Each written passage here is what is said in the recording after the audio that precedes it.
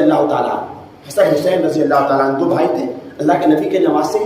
حضرت حسن رضی اللہ تعالیٰ عنہ ایک مرتبہ کہیں سے گزر رہے تھے، دیکھا کہ ایک باغیچہ ہے اور اس باغیچے میں ایک کالا حبشی غلام ہے، اس کے ہاتھ میں روٹی ہے، اس میں سے ایک لقمہ اپنے کھاتا ہے، ایک لقمہ سامنے کتا کھڑا اسے دے دیتا ہے۔ وہ کھڑے ہو کر دیکھ رہے ہیں، آدھی روٹی اس نے اپنے کھایا اور آدھی روٹی اس کتے کو دے دیا۔ اس کے بعد حضرت حسن رضی اللہ تعالیٰ آئے اور اس غلام سے کہا کہ تمہارے ہاتھ میں ایک روٹی تھی، تم نے کتے کو بھگایا کیوں نہیں؟ تم نے کتے کو کیوں کھلایا؟ تم خود کھا لیتے، تم کام کرتے ہو، مزدور ہو، تم خود کھاتے، تمہیں ضرورت ہے۔ کہا کہ اس غلام نے کہا کہ حضرت میرے سامنے کتا کر کے کھڑا ہو گیا، یہ حقیقت ہے کہ میرے پاس صرف ایک روٹی تھی کھانے کی، لیکن کتے کی آنکھ میں ہم نے بھوک دیکھا اور مجھے شرم آئی کہ میں کھاؤں اور کتا بھوکا ہو، اسی لیے میں نے آدھی روٹی کتے کو کھلائی اور آدھی اپنے کھائی۔ حضرت حسن رضی اللہ تعالیٰ نے کہا کہ تم کون ہو؟ کہا کہ میں غلام ہوں۔ کہا کہ اس باغیچے کا مالک کون ہے؟ کہا کہ فلاں آدمی اس باغیچے کا مالک ہے۔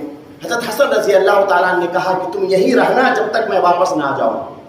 حضرت حسن رضی اللہ تعالیٰ گئے، اس باغیچے کے مالک کے پاس گئے اور اس سے باغیچہ بھی خریدا اور اس غلام کو بھی خریدا۔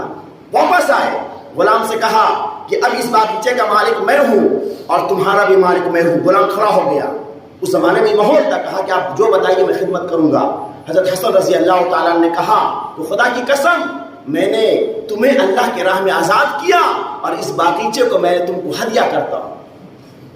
ایک دیکھیے، ایک اللہ کی مخلوق جانور سے اس نے ہمدردی کی، کتے سے، جس کتے کو ہم نفرت کرتے ہیں، بھگاتے ہیں، اس کتے سے محبت کیا، اس کتے کو کھانا کھلایا تو اللہ نے اسے آزادی دلائی اور اسے باغیچے کا مالک بنایا۔ لیکن غلام بھی بڑے رتبے والا تھا۔ غلام نے کہا کہ آپ نے ہم کو آزاد کر دیا؟ کہا کہ ہاں۔ اور یہ باغیچہ آپ نے ہم کو دے دیا؟ کہا کہ ہاں۔ اب یہ باغیچہ میرا ہے؟ کہا کہ ہاں۔ کہا کہ خدا کی قسم میں اس باغیچے کو ابھی اللہ کے لیے صدقہ کرتا ہوں۔